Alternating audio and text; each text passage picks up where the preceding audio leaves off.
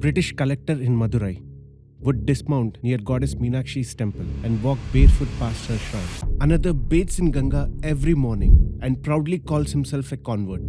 Britain's greatest scholar declared Sanskrit finer than both Greek and Latin, praising Indian astronomy and medicine. But within a single generation, it was all gone. The same empire that once admired India was now calling Hindus savages and their gods monsters. So what changed? To answer that, we have to understand one book written by one man, because for next 2 centuries, his ideas would not only shape how Britain saw India, but how Indians came to see themselves.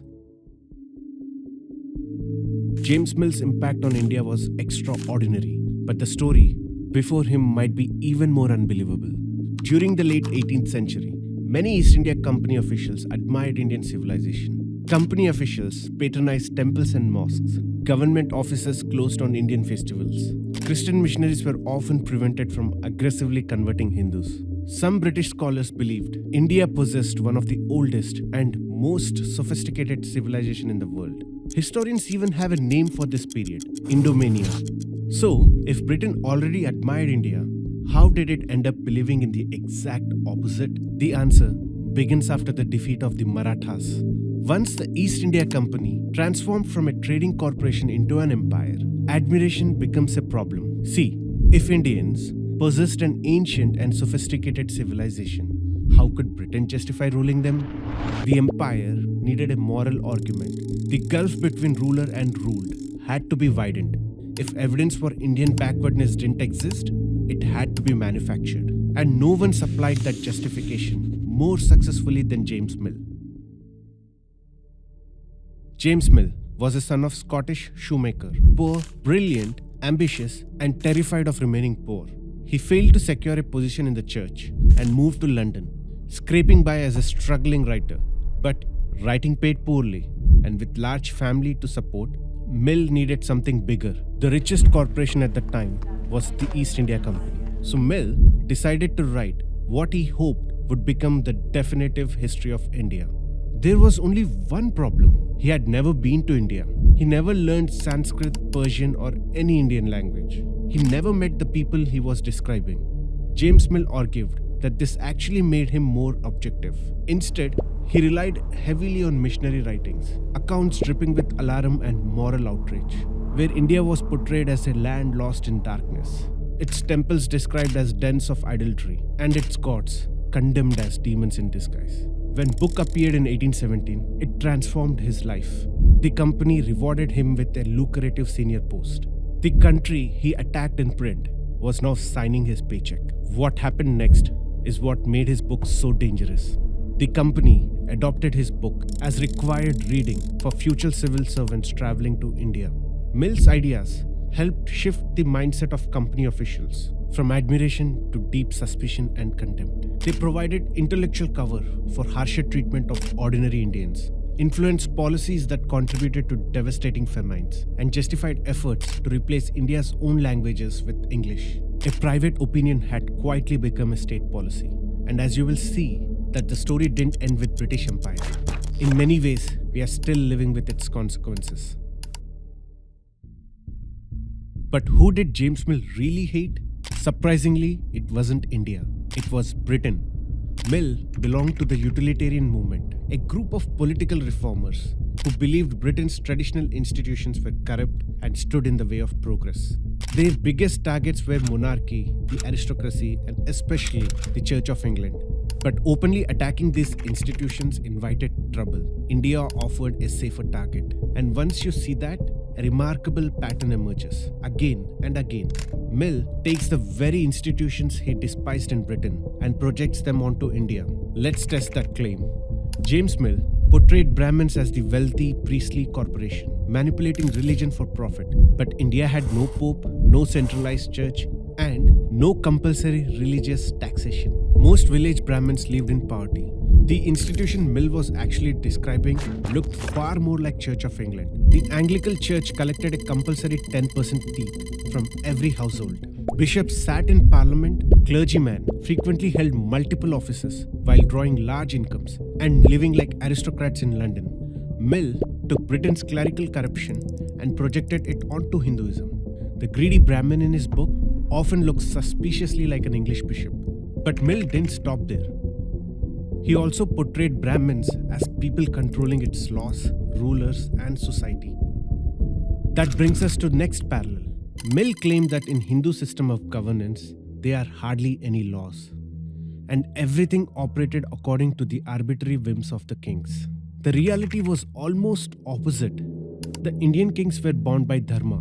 Daily life, trade, and local disputes were governed by independent merchant guilds, known as shrinis, and self-governing village panchayats. In fact, British administrator Sir Charles Metcalfe famously described Indian villages as little republics. Even a sitting Peshwa could be tried, prosecuted for a murder, and punished by his own Chief Justice. In other words, political authority in India was far more decentralized and constrained than Mill suggested. Ironically, legal system James Mill spent years attacking was Britain's own. As a utilitarian, he argued, England's unwritten, judge-made common laws gave judges arbitrary and tyrannical power because laws were never properly codified. He took that frustration, pinned it onto India, and ignored a system that was arguably more structured than his own. The pattern continues with kings themselves. In one chapter, Mill describes Hindu rulers as absolute despots. In the next, he portrays them as helpless puppets controlled by Brahmins. Both cannot be true. But the contradiction reveals something important. Mill needed Hindu kings to be tyrants because he wanted to attack British monarchy. He needed Brahmins to be greedy because he wanted to attack the church. India was merely the stage on which Britain's domestic conflicts were fought. Mill dismissed traditional Hindu education as hierarchical and rigid, but contemporary British surveys proved reality was different. I made a full video on decentralized Indian education system before British dismantled it. Link is in description. The same pattern appears again in Mill's treatment of women. He described Hindu women as living in abject slavery. Yet, married women in Britain lived under coverture. They could not independently own property, kept their wages, or enter contracts. Meanwhile, Hindu women possessed traditions such as Sridhan, their own recognized property rights, and women compose sacred hymns in Rig Veda. Mill knew these facts. They simply didn't fit his narrative. And then comes the detail that gives the whole game away. The supposedly neutral judge openly praised periods of Muslim rule over earlier Hindu governance, when British investigations later reported that many Muslim administrators had imposed harsher taxation than Hindu rulers. Mill dismissed those findings as prejudice. By this point, the pattern is unmistakable. The evidence mattered only when it supported his conclusions. Perhaps the most influential legacy of James Mill's worldview was the Aryan invasion theory. His central assumption that Indians were incapable of creating a great civilization laid the foundation. If India had achieved remarkable advances in mathematics, philosophy, astronomy, architecture, and literature, then, by his logic, someone else must have brought them. Later European scholars increasingly proposed that a lighter-skinned, supposedly more civilized, Aryan race entered India from outside and created its high culture. The theory solved a colonial problem. It allowed Europeans to admire India's achievements without admiring Indians. Even as the invasion model itself came under increasing scrutiny, the underlying habit of thought survived. When India achieved something extraordinary, look first for an outside explanation. Credit the achievement elsewhere. Maybe an invader. Doubt the indigenous legacy. Does this pattern sound familiar to you? It began with James Mill.